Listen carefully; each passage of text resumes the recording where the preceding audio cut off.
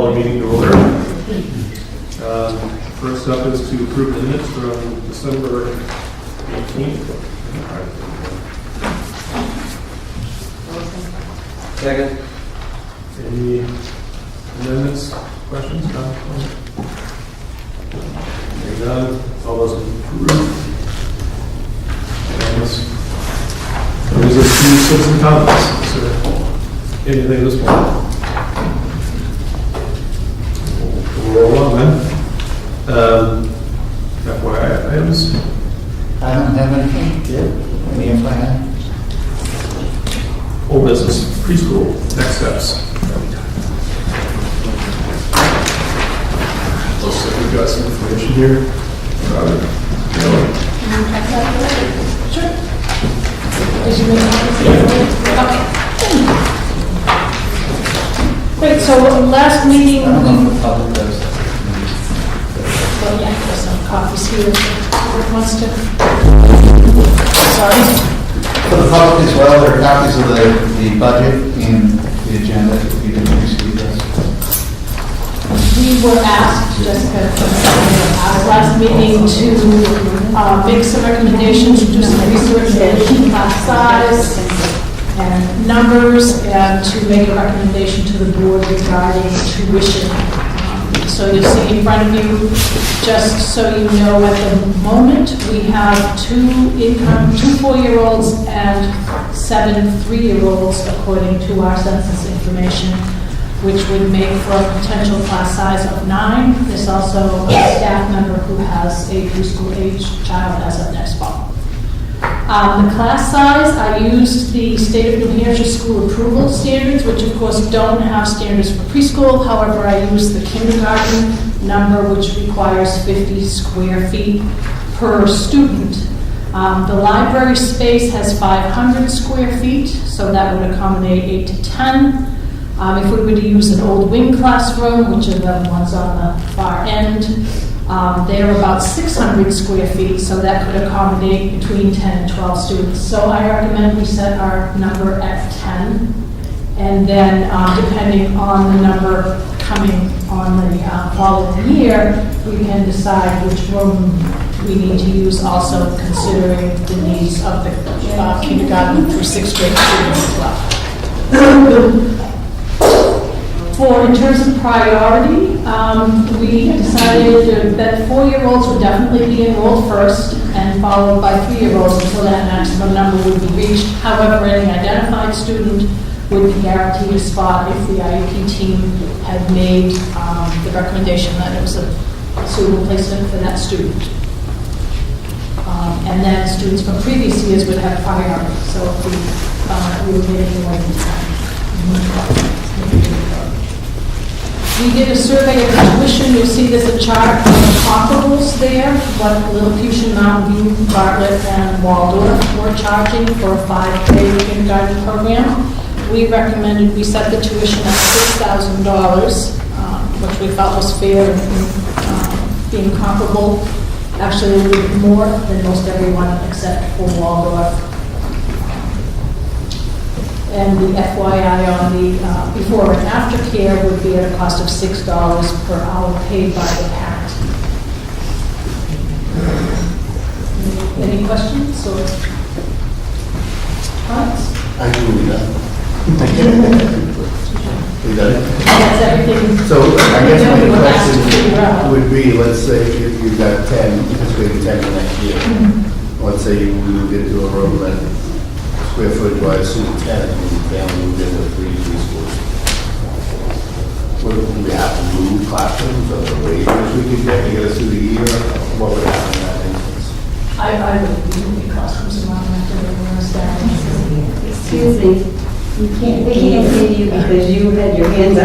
What I had said is when they were talking about a minimum square footage per student, and it looks like anticipated if this moves forward, it would be a full class for next year. And I asked what if a couple of our kids moved in the middle of the year, and now we weren't meeting that square footage requirement. It's recommended. I don't think it's mandated. Okay. So we would make do until it makes sense to make the move. The other piece of that is that it's not mandated, that, so children could apply, their families could apply to come, but if it's not a good fit, then let's say they come in December, if that does not work for the classroom as it is, we would have to work with that family to put them somewhere else until then, because this isn't mandated by the state. Well, but it's not mandated, we wouldn't even have to work with them to place them somewhere else. No. I mean, not financially speaking, we could direct them somewhere else, but we would not have to place them. We would not have confirmation unless they are a special ed child, 3 or up, but I think it's been the philosophy to try to do what we could. And I don't believe we'll get all 9. That's just a guess on my part, but there may be parents who are committed to a particular private preschool where their kids have already been for a couple of years, so, they may opt not to send their child because it's not required. So this is sort of minutia, and there'll be a lot of fine tuning, but are we going to have a sort of a deadline for public, people eligible for the public living in the community to enroll by, so then we would have time to say we have open spaces to be tuitioned in? Right, yes. Would we follow this, the policy we already got, for the non-resident student of an employee? We'll have to change that when we Yeah. get to that one thing. But it would be, when we It's just not enough time. The dates work, Yeah. would work for that. That's sort of, Right, there are required dates for someone who's going to tuition in to let us know, so that we can do some planning.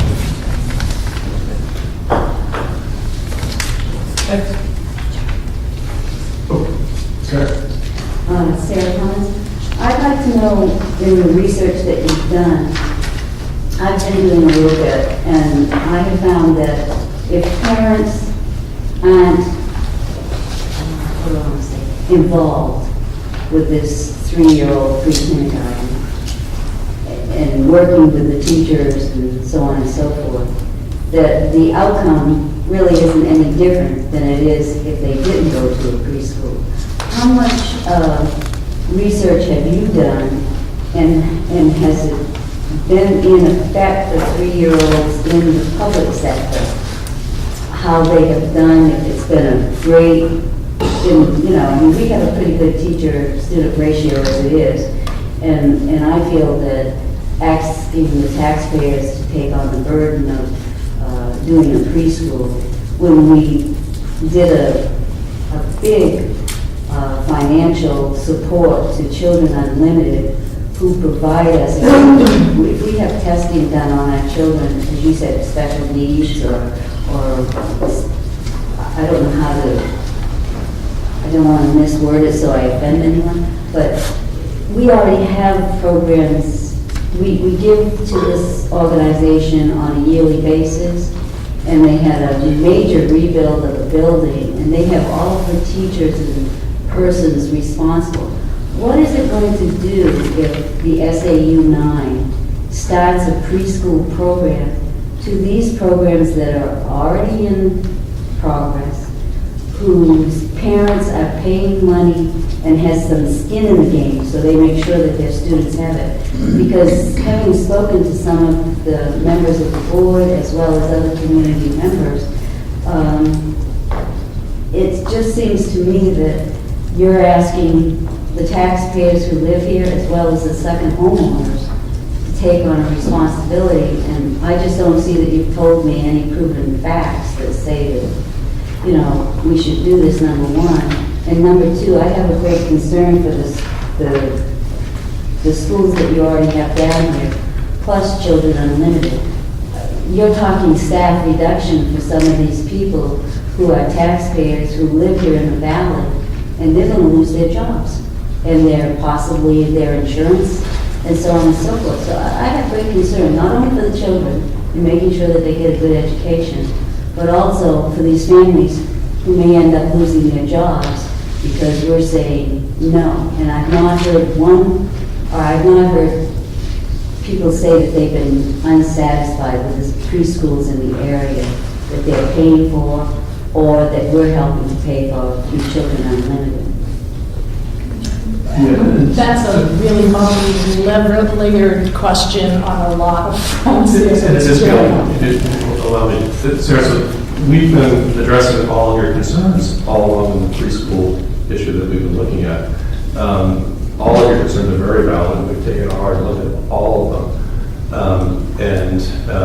think as far as, the other preschools in the area, Jess, I think I'll allow you to address that.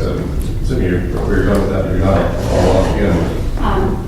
One, you're raising a lot of valid concerns, which we really have looked at. I can tell you, Sarah, we've gotten to know each other a little bit. This has been a multi-year process, and we've all come in at different places. So when I first came in, some of those were concerns that I personally had. You listed a couple of items, so I'm going to try to respond to them if I can remember them. One is, you are saying that we are asking taxpayers to do this. And in reality, yes, if we ask for a warrant article to be passed, we are asking the taxpayers in town to support us. But this started 2 to 3 years ago with citizens actually coming to our board meetings, asking us to do this. They personally asked us to do this. And we have had many taxpayers and community members come to meetings and respond to surveys and show up at small group discussions to tell us this is something that they want for multiple reasons. Whether it's because it's the best for our children. When you talk about Children Unlimited, you're making a good point, which is, and I'll talk about that the other preschools. I think what you're referring to with Children Unlimited is we sometimes use Children Unlimited for children who have special needs because we are legally required to provide for them ages 3 and up. That's an expense that is going to be here whether we pass a preschool or not. But when you're looking at Children Unlimited, they're not the only resource we use. And so when you're looking at the best interests of the kids, something to think about, and this is a term that you have to get used to because it's lingo that is being used in education that I had to kind of get used to.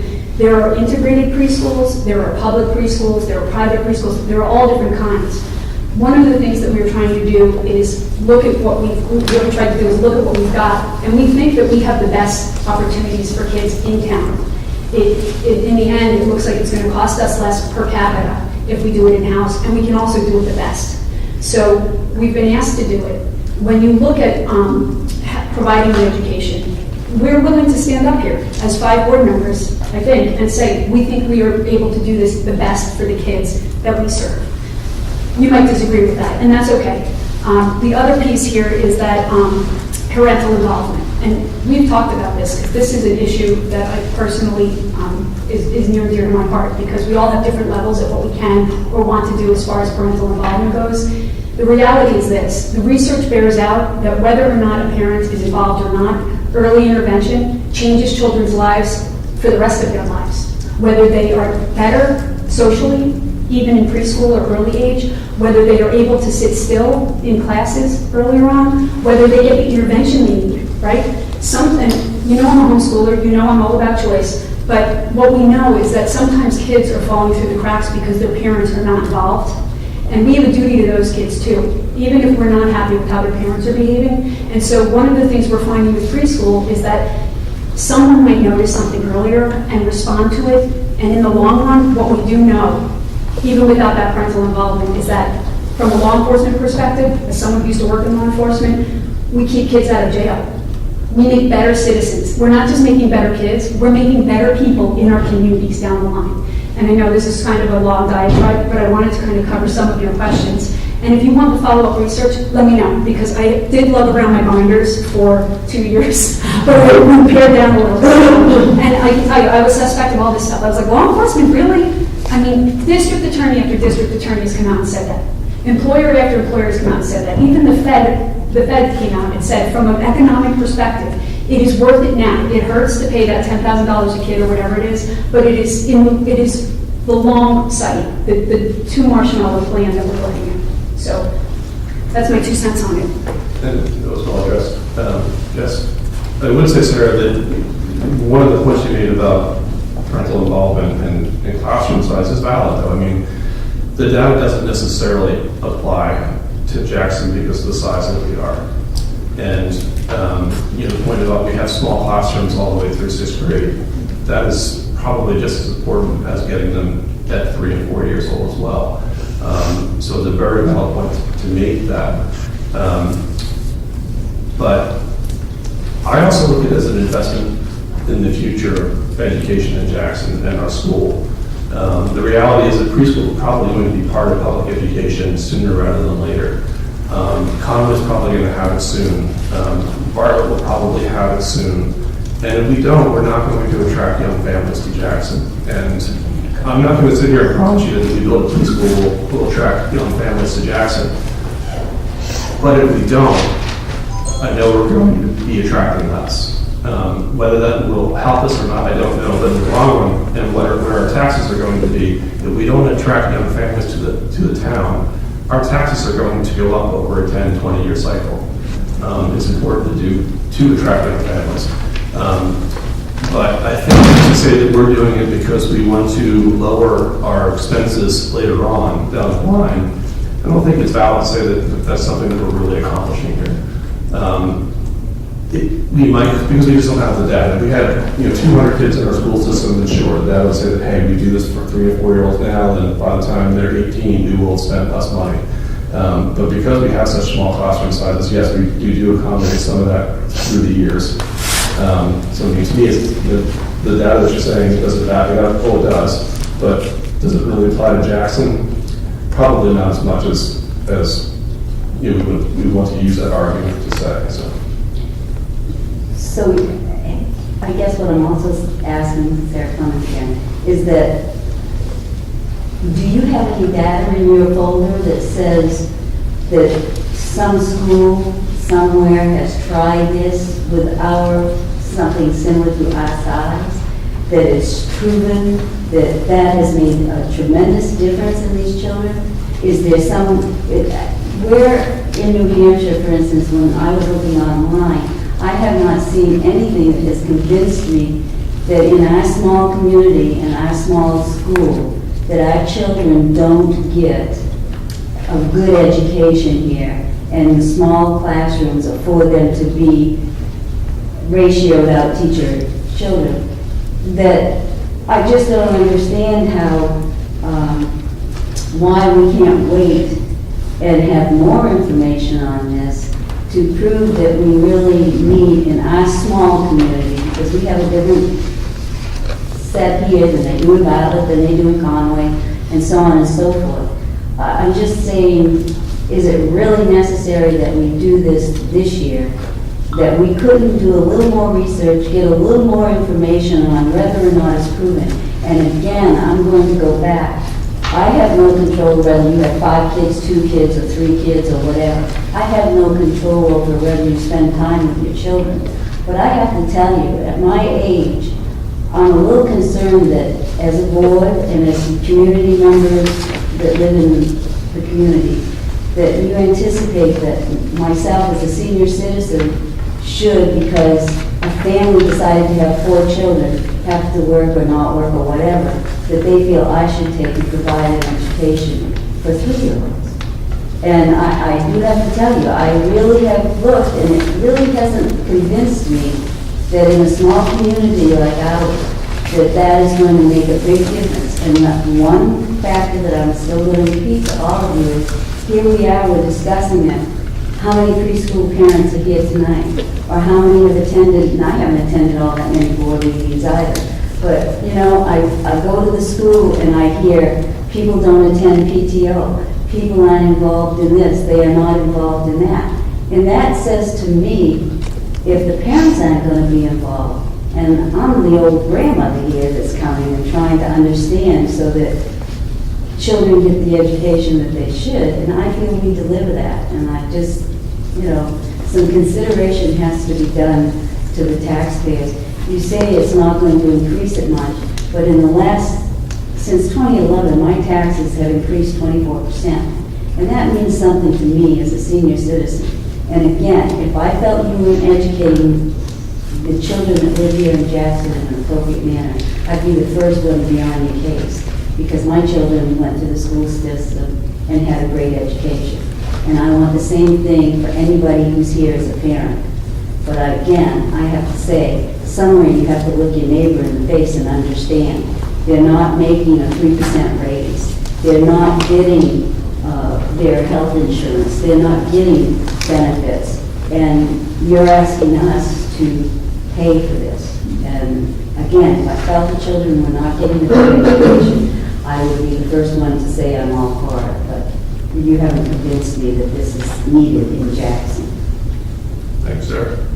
And also, too, I think if parents have some money in the game, skin in the game, so to speak, they're more apt to go to those different schools and make sure their kid is getting the education they should. I agree, Sarah. Totally, Can I Sarah. just address two of the points real quick? Just, I haven't been back on the school board for that long, but really up until the last, I'd say, 2 months, we've had a tremendous turnaround of the young families who are very involved and have been pushing for this.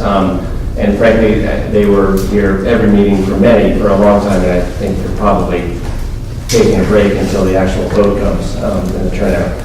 I want to clarify, you were saying about people losing their jobs and benefits. I'm not really sure where you were going with that. Just now or prior? Yeah, either time. Well, no, I said I was concerned that if the SAU, everybody started their own preschool in-house, so to speak, that families would no longer be using these preschools or Children Unlimited, and the staff would have to reduce. If you don't have the numbers, you don't need the staff. That was my concern. Clarify. Thank you for your time. I just wanted to answer two of your questions. I'm Pam Stimpson, the Director of Special Services. The first is that from the research that we've done, that a majority of our local private preschool programs have wait lists, so they wouldn't anticipate a huge surge of students outside of their programs. And they've we've had representation from our private preschools sitting on our leadership team that's been doing this research for over 2 years. So they're aware of that. The other clarifying statement I wanted to make is that the money that you as taxpayers in Jackson have provided to Children Unlimited last year and will be asked for this year through your town budget is to support their Family Resource Center, which is also supported by the state. It doesn't go towards their preschool programming at all. But if you would clarify that for me, you say they're families? It's To help families, to help the children and educate them? They're a vendor for the state that works with the Department of Child, Youth, and Family Services, so families that are involved in the court system, they work with them. So Families Unlimited is a separate entity of Children Unlimited. Children Unlimited is the early childhood program through preschool, so 0 to 5 years old. And then Families Unlimited is housed there. They're a separate vendor to the state, working specifically as a resource center. We refer families there all the time, and they work in homes with families that have children, newborns to age 18 at no cost to the families. So our tax dollars from each of our towns that supports them goes to that. It doesn't go to their preschool program. Thank you. And I'm going to try and move the subject on here because we'll be addressing this again at the budget hearing and then again at the annual district meeting. But Joyce, you have to do I have a question before you move on. Like I said, again, this tonight was to actually update the school board on some details on the preschool that we have to consider at some point. We don't have to have this considered before our budget hearing and before our really for the start of next school year. Again, we'll be addressing this again at the budget hearing and at the annual district meeting, but just would like to move along quickly, then we'll take a couple more questions about it.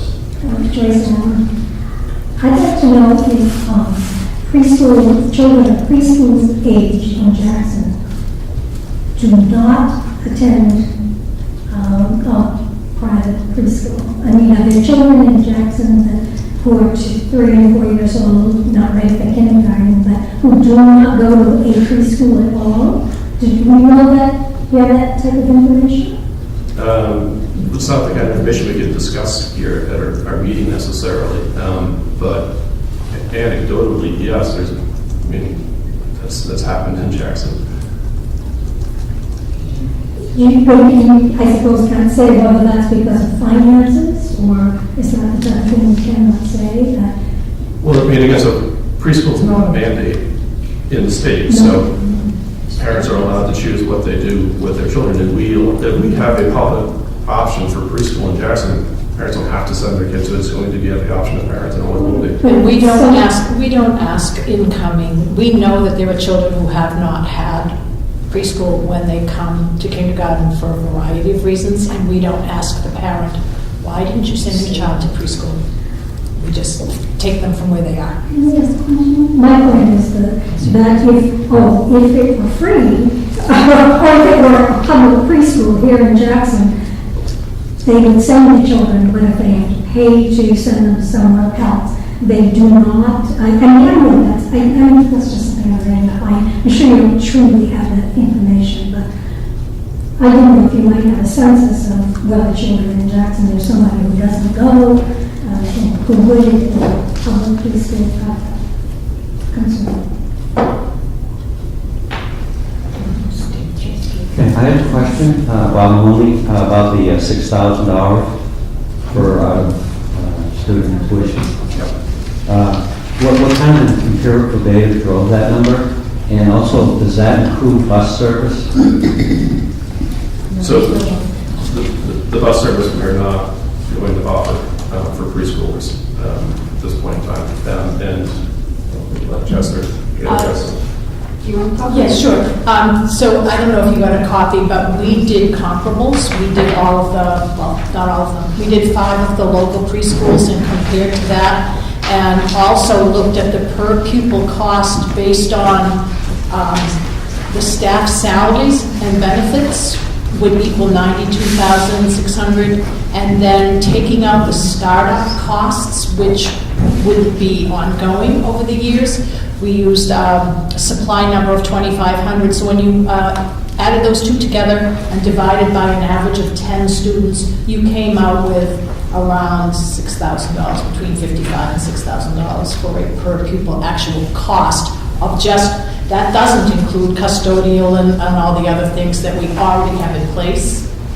So it didn't include any of those costs, but it does, is the per pupil cost roughly of what we're asking for the preschool. So if I understood you correctly, it's based on our cost to provide that service to that student? Just for the preschool salaries and supplies.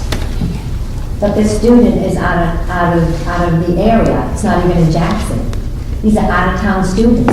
Why are we supporting preschool for out-of-town? Oh, that's for out-of-town students. This is for out-of-town students. Right, that's additional revenue coming in to offset any cost. That's how much it would cost them if we have space available. And under the priority section is where we talked about we may accept tuition students if there is room, and if so, that would be what the tuition. Okay, so let me ask the question again, since there was a little confusion here.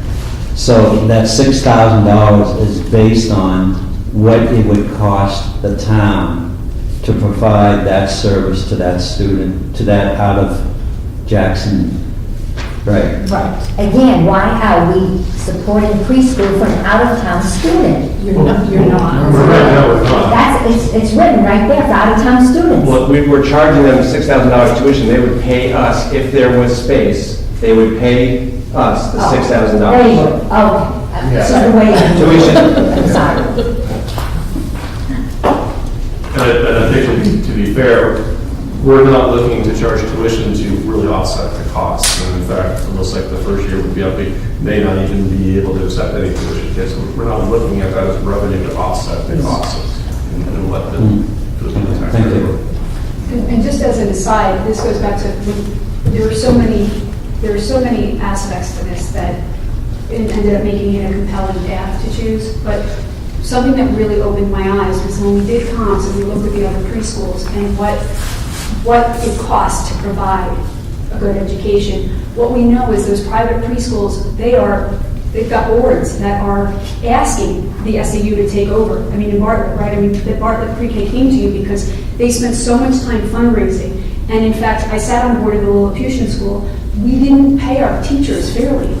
And there's an equity issue, not just for kids, but for our employees and the people that are teaching our children. And so that really opened my eyes because I couldn't wrap my brain around it at first. And then all of a sudden I realized, I was like, well, these are the most important people in my kids' lives, right, when I send my kids to preschool, and yet we are treating them less than we are treating other employees. And I think that should not be our goal here. So as far as that $6,000 key, it ended up being about what it would cost, but it also, if you look at it, it's a little more than what the private preschools are charging, and in reality, it's because they're undercharging. And really what was being discussed tonight from a process standpoint is there's details if we have preschool in Jackson, the school board has to work out, mainly being class size, priority of accepting enrollment and tuition. We haven't, as a board, made decisions on these yet. This is really the first look at hard numbers to consider that we've had. As you know, I don't know when we'll actually, as a board, make a final decision on these. We're not forced to do this yet because the numbers for the budget and space being provided, we got room to change some of these if we want to in the end. So the $6,000 for tuition is just our first look at it and something for us to consider. I think from the class size and priority standpoint, I think that these are good as presented. Yeah, the only comment I would say on the priority one is we probably need to talk more about where staff and police fit. Do they fit before out-of-towners, do they fit after out-of-towners? I would think from a priority standpoint, it would mirror our policy for the K through 6. And where does that GDCC. So that was before the out-of-towners? Before out. And that's job security. And I think just like the policy is as long as it doesn't add to our bottom line. Sarah, is it quick? Yeah, quick. So, the number, 6,000, if we have 10 children of our own, I guess no, back up. What is the cost of the teacher? And when I say the cost of the teacher, I mean the salary, the statutory benefits, the total cost of the teacher for this K through 9 going to be, and the assistant. That will come at the budget hearing, is that what's going to come? Yeah, we've got a number in place for that already. It's 120,000. Well, 114,283 would be the entire cost of the warrant. That includes teacher, aide, some infrastructure modifications, playground fencing. So just the staff salary and benefit, and the aide salary and benefits was $92,635. Thank you. Gail, this is up on our website, this presentation that you gave? Yes, some of those numbers have changed slightly though. Okay. Is it updated on the website? No, I have not updated it with the draft. There is a draft, and if you want, as always, please, if you want the information, you're welcome to it. Gail has tried to make it public and available. I'm just going back to an old folder. This is from 2 months ago, but there's a nice chart that you can see the comps and things like that. So just get in touch, and we'll, if you want that. That's online. Okay, on the school website. Library. Yep. But to bring it back to the board a little bit here, class size, are we comfortable with what's? I'm good with the recommendations. The priority aspect? I mean, obviously, there's lots of more stuff that has to be worked out. Does it have to be worked out before the town votes on it, or that stuff that will get to the nitty-gritty as we move forward? So this is the type of thing that doesn't have to be determined beforehand, but Yeah. we're talking about it now, so I just want to get a sense of where we're at with I just it. noticed we've been talking about for 30 minutes, and I probably have 30 minutes more questions. So that On the preschool, or specifically on Yeah, priority and tuition? on the what ifs. Oh, not the tuition, but on this in general. Not on tuition, I'm good on that. But the priority wise, the number of it on the priority wise is, you know, I have a lot of ways, so I don't know if tonight's tonight, we've already talked about it 30 minutes. But Okay. I'll give you for instance, let's say we have 10 kids the first year, let's say they were the opposite, is that this, oh no, it's 7 3-year-olds. And what happens the next year if all of a sudden there's, I just think that there's a lot of stuff we need to iron out to be consistent on who we're going to accept. Because once the kid's in, you definitely not taking back the following year, so. It says that in- I know, but I think there's a little bit more thing about to make sure that happens. And that's what I was saying, I don't know if it's with me for this meeting or if that's things we can hammer out down the road. Well, this was the recommendations you had asked us to present to you guys, so it's probably good to take a month to look at them. If you have Okay. questions, so Yeah. let's just keep it on the agenda. But that's kind of what I'm getting Yeah. at. Let's know what we have for questions further on these specifics. And Yeah, I mean, if there's more information that's needed, now's a good time to let us know about it. I'm good with the child size, based on the room size and the flexibility that we have. I'm personally good with the priority that it says. Yeah, I'm good with the priority of all that, just like a lot of letters, so that I don't know if they could be ironed out tonight. cool.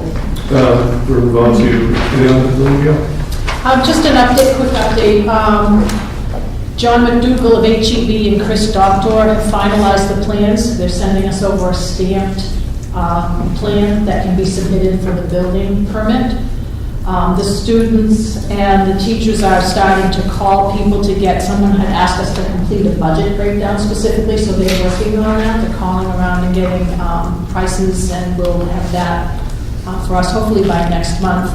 The sixth graders will be going over to Tamworth to a logging operation and be participating, not cutting the trees down, but observing how the trees are cut. They'll be hauled back here, and John will be bringing the mill down, and they'll be actually milling the boards that will be used for the roof.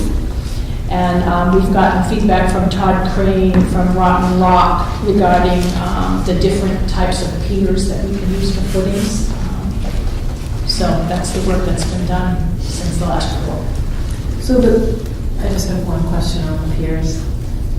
That's the aesthetics of the pier that would show, right? It's the foundation of. Just the very top of it might show, that's where the post goes on. That's really under the ground to support it rather than set a foundation, but it's each post has a pier or a footing.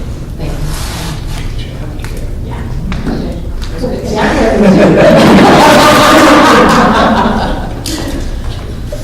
We can get into frost and all that stuff later if you want.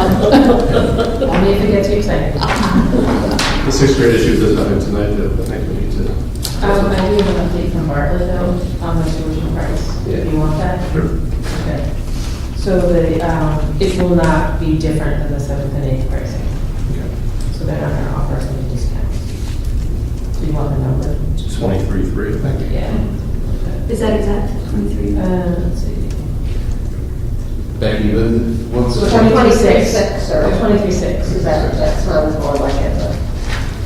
They did take an official vote that they probably will. Okay. 22. So 3 to 2. Oh, that's 3 to 2. 3 to 2.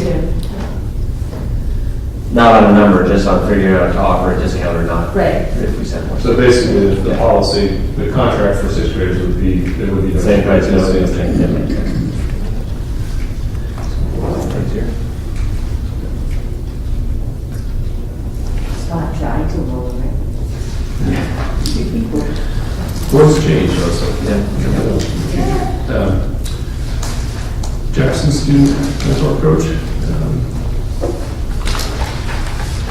Nothing new on that one, that was, I think, a topic conversation about middle and high school pieces, that was a consideration for discussion, but Let's keep it under whole business anyway, and address it in the future there.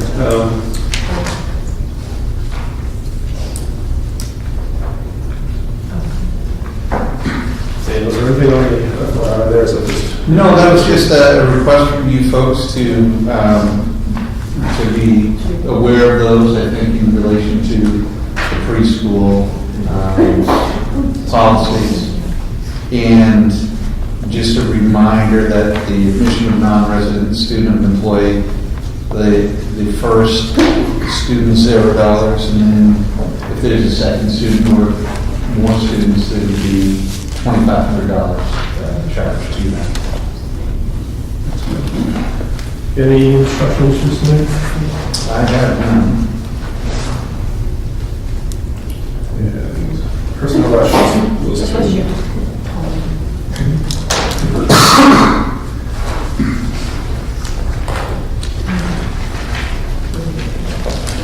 These are job descriptions that Gail has worked on, and I handed out a revised personalized learning coordinator.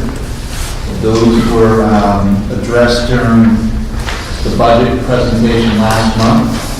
Gail did a nice job, kind of bouncing things back and forth. And people had questions about the specifics of what those jobs were. So the first one is the personalized learning coordinator. And that's the new position that you added this year? Yes. Well, it's the changing of the enrichment position. Changing. Right. It's not completely new. I think this was great. I was really happy with it. I read it over, and I think it answers a lot of our teachers, community, and staff requirements or needs as we're changing. It's perfect. Thank you. What is the biggest change on the revised? You think? It was basically language that some of the teachers felt like, well, wait a minute, that's really my job to be tracking student progress, and this is what would be more helpful to me. So we just tweaked some of the language and made it better clarify the actual responsibilities of this person versus a teacher.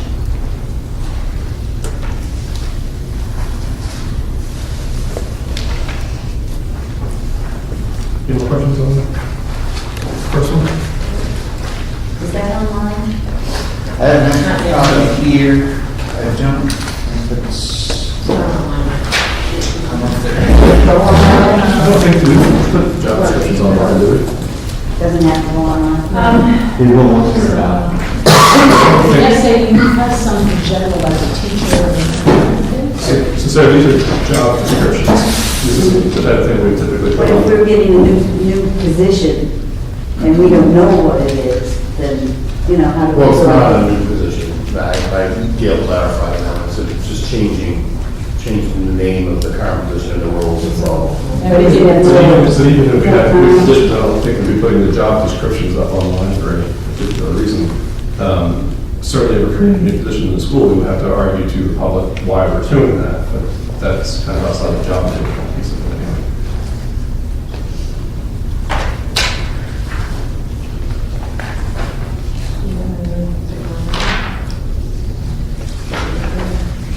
Anybody have questions on the technology facilitator? I have a question. Why is that part-time? Sorry, really meant that address to the board. Oh, I'm sorry. That's okay. Yeah, we're reviewing job descriptions that are. Yeah, I understand. Would fall based on our personnel policy, wouldn't be in the personnel policy, these are job descriptions for different positions we got in school. So some of them we needed clarification on and updates, and this is kind of bookkeeping that we're doing, so here. Here's the. Excuse me, this is what you said.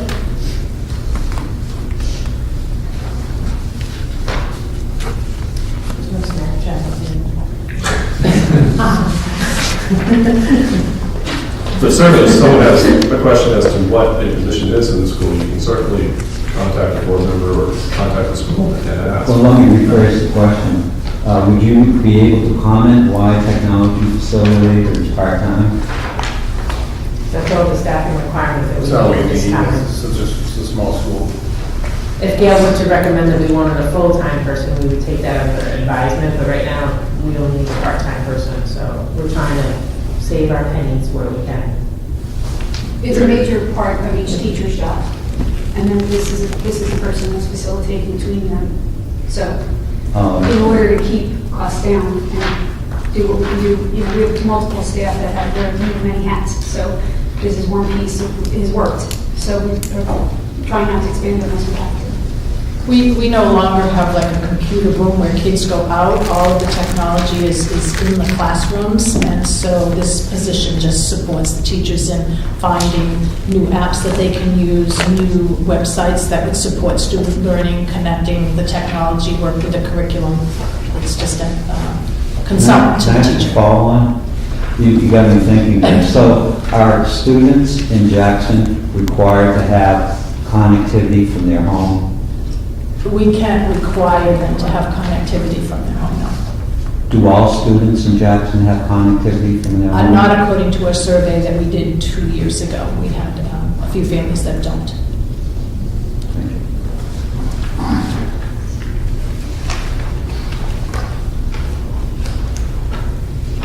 Anyone else? Yes. Yeah.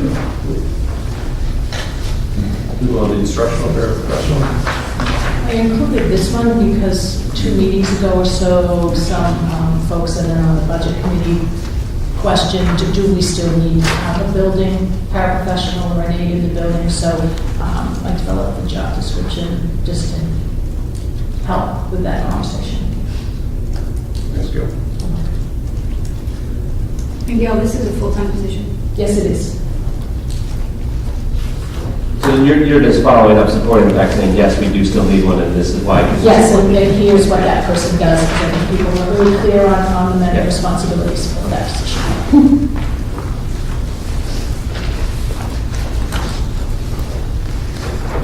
Thank you, Gail. Thank you very much. Moving on to business affairs.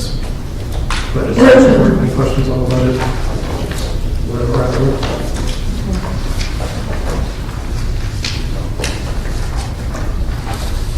Review of draft number 3 of the budget.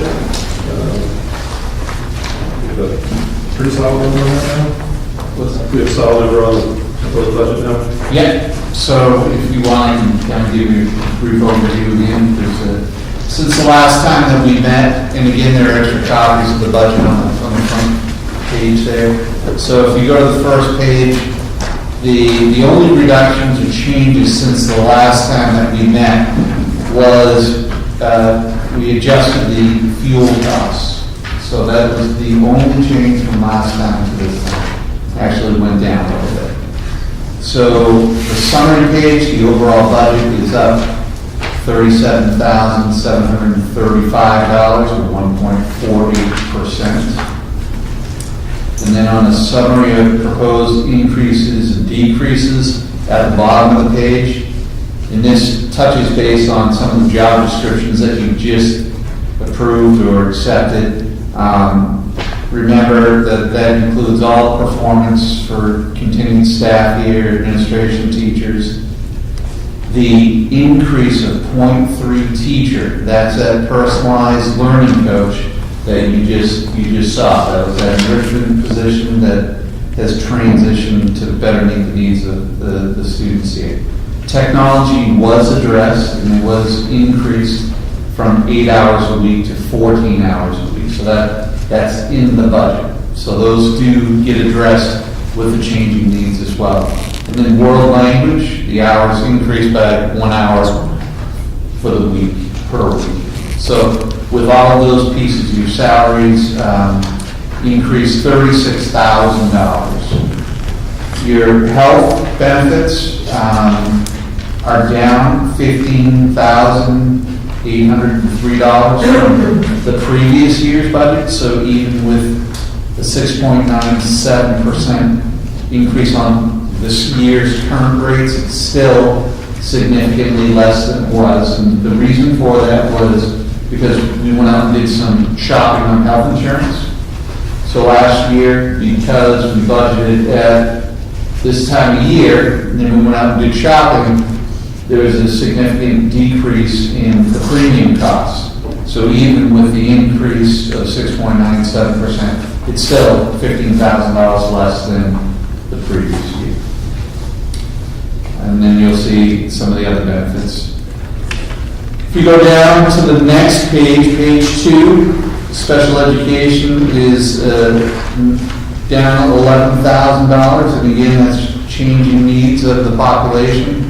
Budget for the needs of the current students, and those are the decreases there.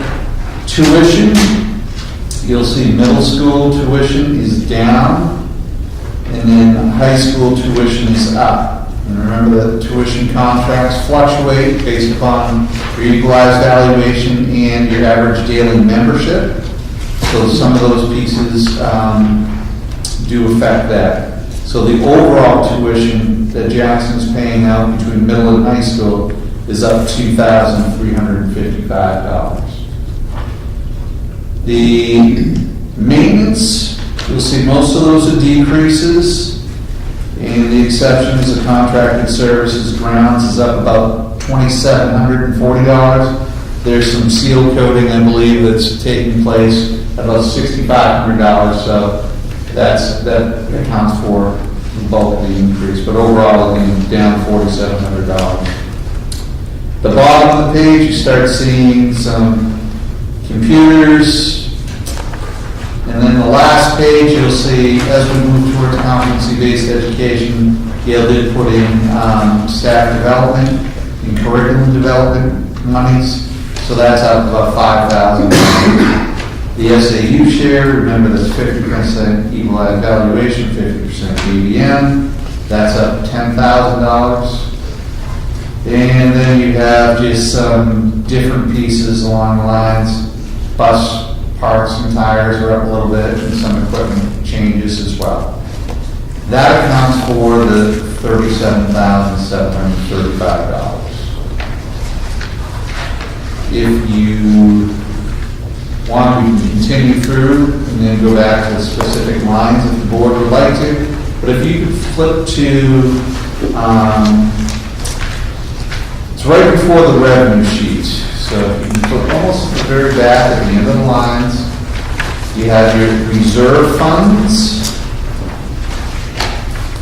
So in your reserve funds, as we begin to discuss the warrant articles, you'll see your school bus fund has $108,000. Your special education capital reserve has $116,000. Your tuition trust fund has $73,000. Maintenance trust fund, $76,000. And your Whitney maintenance trust fund has $42,000.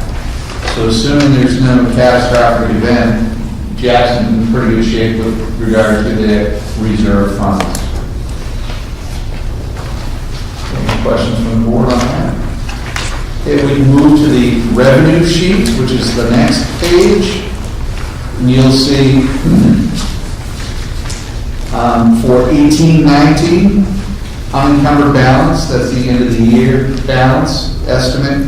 We put in $78,700. You retained $25,000 last year.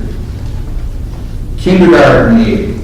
So the state of New Hampshire, just to remind you, next year they'll be giving $1,100 to towns that have full-day kindergarten. It's anticipated they have 8 kindergarten students next year. So you see a revenue of $8,800 there. You'll also, moving down, you see some grants, lunch, milk reimbursements, National Forest Funds. Again, that's an estimate right now, but it does seem like the forest funds continue to go down each year.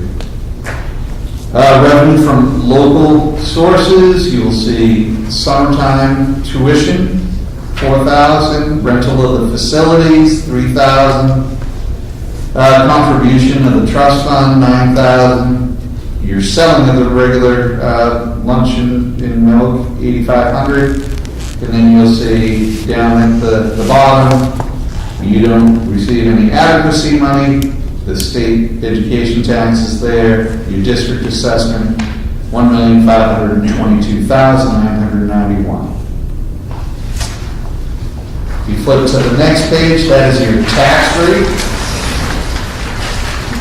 So you'll see that if you approve the budget, it's $6.11 per thousand, or up 2 cents per thousand, 0.32%.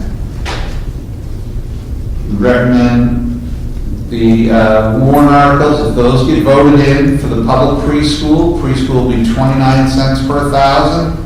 And then the expendable trust for the Whitney maintenance, if you put 3,000, it's 1 cent per thousand. So if you approve the budget, or the town approves the budget, and the warrant articles, your estimated tax rate is $6.40 per thousand, 5.16% increase. That's some of the summary of your budget, unless you have further questions.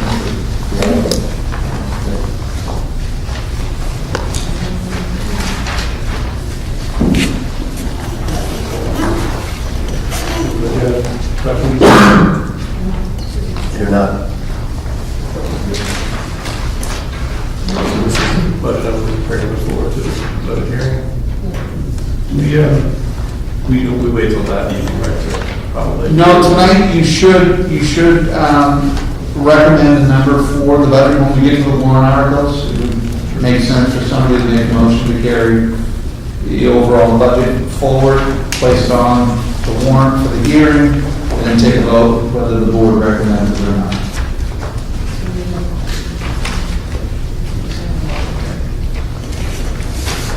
Oh, yeah.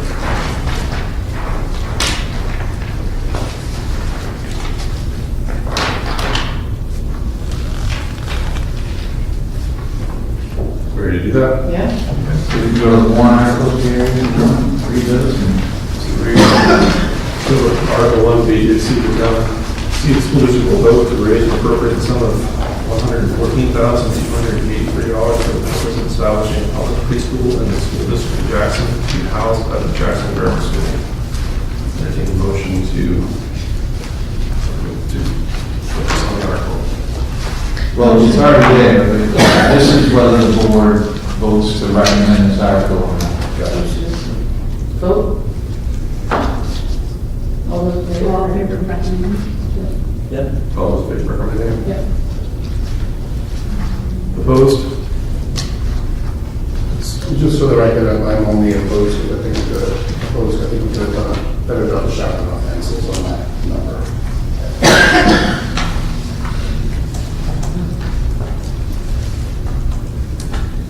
So that's recommended for 1. Article 2, to see if the school district will vote to raise and appropriate the sum of $2,605,851. $2,605,851 for the schools to obtain the salaries of school districts, officials and agents, and for the payment of the statutory obligations of the district. This article does not include appropriations voted in other warrant articles. All members in favor? That's unanimous. Just that, That was Article 2. just for clarification purposes, if this moves forward after the hearing, and if Article 1 gets accepted, it makes sense to make a motion to reduce Article 2 by whatever by pieces of, I think it's $5,000, $5,800.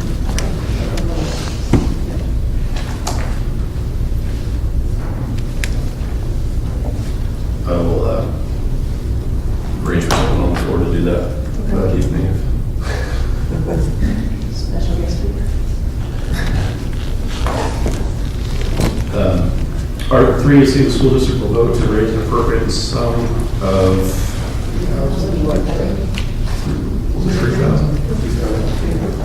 $3,000 to be added to the Whitney Maintenance Trust Fund, previously established for this purpose in 2010. Well, all those in favor of recommending that article? That's unanimous, 5-0. So those are the 3 articles that we're putting on this year. We're not planning on adding funds to the other capital reserve funds that we have established. I think this is probably the first year with only 3 articles on there. So we are trying to, capital reserve funds are basically insurance policies, and the town's done a pretty good job of keeping those intact. We're not asking to add to those this year. The one that's really the most important is the school bus fund, and that one would seem to be a little bit ahead, so that's why we're not asking for more money on that one at this time. Lost my. So this has changed. You had a different piece of paper, which none of us had as you were drilling off the questions. Will that be online so we can have it before the next meeting? Do we have copies of, so that was an old. Right, this was last week. Do we have copies of the budget? They should have a budget. Okay. I'm very back. Sorry, you want the numbers? Yeah. Help me too. So it's $2,605,851. $605,851 in Article 2. It was 114 in Article 1, Article 3 was $3,000. Sorry, I didn't flip over.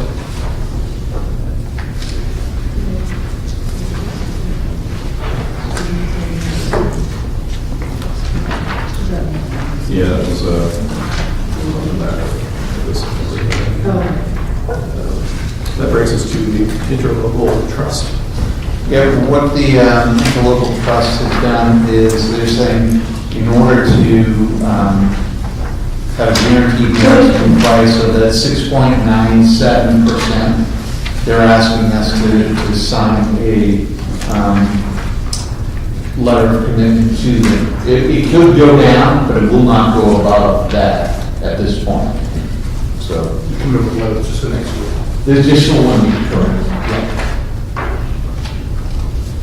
And do we need to approve that, Karen? or is that- Yeah, you need to authorize, take a vote to authorize me to sign it on your behalf. So I entertain a motion to authorize Kevin to sign the interlocal trust. So moved. Motion, second. All those in favor?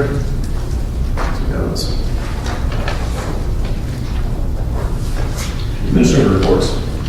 Yeah, I just have one big thing to comment is on Thursday night, 6 o'clock, to the general public, there will be a presentation on the strategic plan, updates, and then competency-based education. There'll be about a half an hour, 35-minute presentation, followed up with small group discussions led by the administration in the cafeteria. So the presentation will be at Lloyd Auditorium at Kent High School. Like I said, about half an hour, 35, just to update where we are within the SAU. And then followed by small group discussions. So there's been newspapers, flyers, information going on. There's a So, flyer that you can on the desk. excellent, excellent. And childcare is available? Childcare is available, and if you need childcare, get in contact with our office, Siri Chase, and she's coordinating that. It'll be by Little Eagles, upper level students. They volunteer to be there. Folks see people there. Just as an addendum, I know we've had questions from the audience about what does competency-based education mean? I would encourage, you don't have to be a parent to go.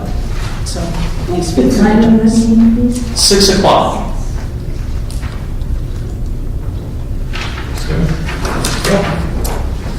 Yes, I just wanted to check in. I know there were lots of questions last year when we talked about implementing an after-school program. So I wanted to give you an update of how that's all going.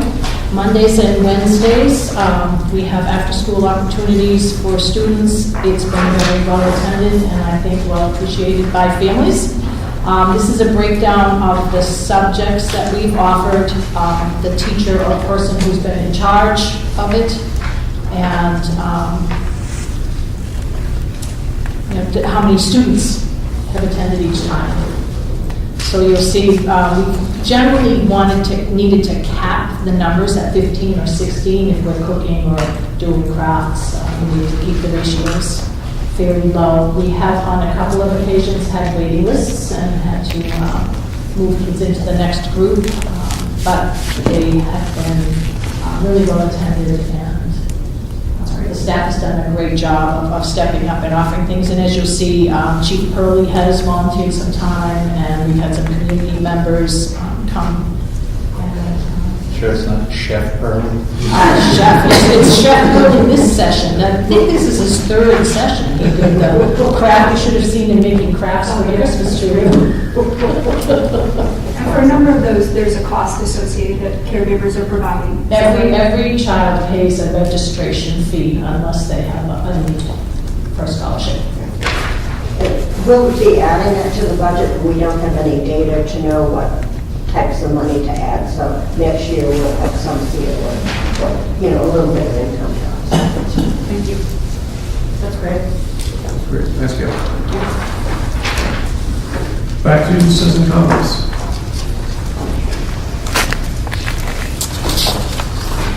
Sorry. The after-school programs, I seem to remember in some of the other meetings that we talked about this. you know, it's nice to do crafts and so on, but again, an after-school program to me is, you know, curriculum kind of more oriented. Is this a babysitting service, or are we providing the students with some math, English, or history, or whatever? I mean, I'm not clear. You didn't really... I'm happy to answer that. The crafting session was to make crafts to sell at the craft fair, to do some fundraising for some community service. The hour of code, that's computer programming. They're learning how to program computers. Cooking, of course, is just a good skill for all kids to know how to cook. But we are connecting it to social studies because we're cooking recipes from other countries. And the newspaper one that I'm running, the kids are using all kinds of skills. They're doing graphs and charts and photography and writing articles and doing research. The topographical map was a map of the town that they put together with the buildings, so there's a number of math skills involved with that, as well as the actual, they did it in paper mache 3D. So there was some spatial, you know, representation work they had to do to put that together. The Pumpkin People, of course, is our involvement with our community that we felt each year that it's important to be part of that. So we are trying very hard to make it more of an enrichment program than a daycare program. And as this evolves, Sarah, when this was originally presented to us, it was a larger number in the budget that we kind of spoke against as a board, saying that, you know, we don't feel this is something the community could offer. And we were concerned about it being considered a, you know, a babysitting service and not actually what it was intended for. The staff did a really good job, and Gail included, really coming back to us and saying, you know, we can do it for less. And it was kind of just to show you, like, to us, the board, really, that it's not a child care service, it's an enrichment program that we want to facilitate after school. I think that they really did a good job of presenting to us what that was about for the reasons that Gail just said. Okay, so what is the cost of? Was it 5,500, I think, in the budget this year for it? Right, yes. We put $5,500 in the current school budget for this program. I think that's also what's being asked for next year. Yes, I kept the budget the same. And then we'll have numbers of revenue for next year. Right, So as far as bang for your buck, I really feel it's been a tremendous success, particularly seeing the numbers of kids that are participating in it. We were the only town in the valley not offering it at that point in time. I think that played a big role in us voting that in last year. And I mean, the difference numbers-wise, if it was just about having a place for kids to go after school and something we were doing every day, you know, you're talking $60,000, $70,000 in a budget to accommodate something like that. Well, we accommodated them back when you were a child with the summer program to help students have a place to go and things to do back in that era too. So I understand it, I just wasn't clarified on what it was and if it's helping with an educational purpose. Very good. Any more comments? I have a question. So the population of students in Jackson, do you guys have a projection for the next 5 years, what that's going to look like? So we project out 7 years, I think. Well, that would even be better. I don't think we do anything with birth rates or anything. Yeah, we're not going to We have a person in this community that is a young parent herself who has met with and talked with. We don't have that far out because they're not born yet. They're typically, we go down to about 18 months that we have names of children in this community. So we try by word of mouth to keep a number. I know in the next 2 or 3 years what we've got for incoming kindergartners, assuming everyone stays in town. I don't have those numbers right in front of me at the moment. Is that but we do online? have- Did I reference that online? No, On your website? no, it's usually posted in the, in our census, our annual report, there's a census number for the next couple of years published in I there. know that next year's kindergarten right now is projected to be one of the bigger in quite a long time, 8 to Right. 10 kids. We planned on 8, I've got 10 names, a couple we think might be moving, but this is all like kind of speculation Sure. too, and a numbers game as to who will move, who will stay, some are in rentals, you know, so it's hard to nail it down. But But it is our biggest incoming kindergarten class in a number of years. Any more? Board member issues, next meeting, February 1st, 2018, 5:30 here, and the budget hearing to follow at 6. I got a couple quick items. If that's okay. I got to follow up with the bus lane since I did do some work myself, and also Kevin actually unearthed a letter from Colonel Shaw, the Transportation Coordinator, turns out to me back in 2014, answering a lot of our same questions. I'm not sure I was back on the board by January 2014, so maybe that's why we never saw it, but, so this is in reference to skis being transported on the bus, particularly to and from Bartlett for the middle school kids. I will make copies and get these to you guys, or I'll scan them and send them to you, but in short, the bus driver can't get off the bus to assist in unloading skis like at a regular bus stop. However, there are ways we could make it work as far as if there was someone to help other than the bus driver load skis in Bartlett, and then parents met at the end of the late bus, essentially route, which is at the grammar school, the white board down there, to then, and they can unload them there. So stops in between Bartlett and Jackson wouldn't be an option, but if we wanted to pursue it, you know, it could be worked out that they could put them on. There would have to be someone other than the bus driver in Bartlett, and then obviously parents here at the grammar school when the late bus got here to help unload the skis. There's some state guidelines as well as some other that, you know, there's, Jim Hill had a certain interpretation of it, which was a little different than the state guidelines, but essentially that was the bus driver can't get off, but other than, you know, like stopping the bus, turning it off, getting out, which obviously would not work, you know, out on 16. So could we ask Bartlett to dedicate a person or two? That would be the next step would be see, is there someone there who, when, you know, the ski practice is over, I mean, we're really essentially talking the Nordic team, which is a much smaller team Well, than that's in the morning. Well, in the morning, Joe always said, just send it over, somebody will come out and take them off. That's what Joe said to us numerous times. Yeah, but it needs to be, according to this way, it must sound like it's like. He said, "Well, we have it, I'll have someone out there, I think we're the exact correct. Right. So there's a few things to work through, but that would be the next step. Can we get someone dedicated at Bartlett to do it? And then it would be parents on our end, would have to walk their kids in the skis over departing and be there to unload them. I think we're good on this end with getting them on the bus and getting them off the bus. So With Bartlett. I will contact Joe now that I have something very specific to contact Joe with. Vague doesn't always work, and see if I can get an answer. The other piece of the ski team transportation was, as far as maybe sometimes them leaving school early, coming up to the Jackson trails, or even just going a short distance to Bear Notch. And their coach, Jean Lee, wanted to take that on herself. Didn't really want school board parents to get involved. And she's got 3 days already scheduled with busing coming to ski touring here, sort of one over the next 3 weeks, just to give them better trails. Sorry, Bear Notch. But you know, anyway, so she's taking a proactive role in that, so I think we're good on that end as far as them being able to leave early a couple times, and then I will do another follow-up.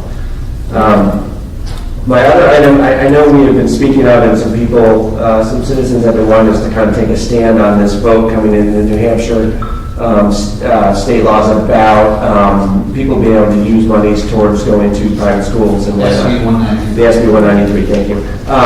It's also, and I think the feeling was that it wasn't probably going to affect Jackson too much. It has also come out with the new federal tax law, now that people have had time to go through it and try to figure out what it means, is that they're finding out now that with the new federal tax law, people are going to be able to use 529 monies towards secondary school and private school all the way down to kindergarten. This has come out in the last week or so. So that's just something I'm putting on your radar. We're going to want to take a stance on it, or just how we feel about it. I mean, that's going to open up a big can of worms. There's a lot of people who I think will still want to use it for college if they have 529 funds, but that really changes things quite a lot. it's going to be state by state. Some states, like Vermont, I heard someone speaking from Vermont, that you wouldn't have federal tax implications, but Vermont, for instance, would still have some state tax implications. So I don't know where New Hampshire falls on that, but just to put that on your radar. And I'll leave the last one. If you could give us that last question back for 2021. Well, let's see, this, that's what I'm reading here. Yeah, okay, so what have you done? See what you got, yeah. I'll have her off.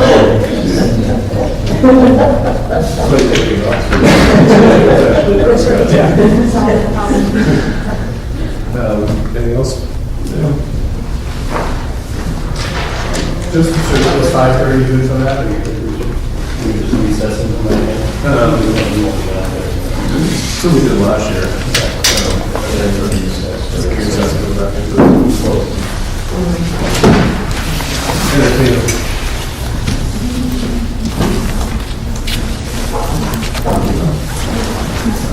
That was second. Thank you everyone for coming this evening. Thank you very much.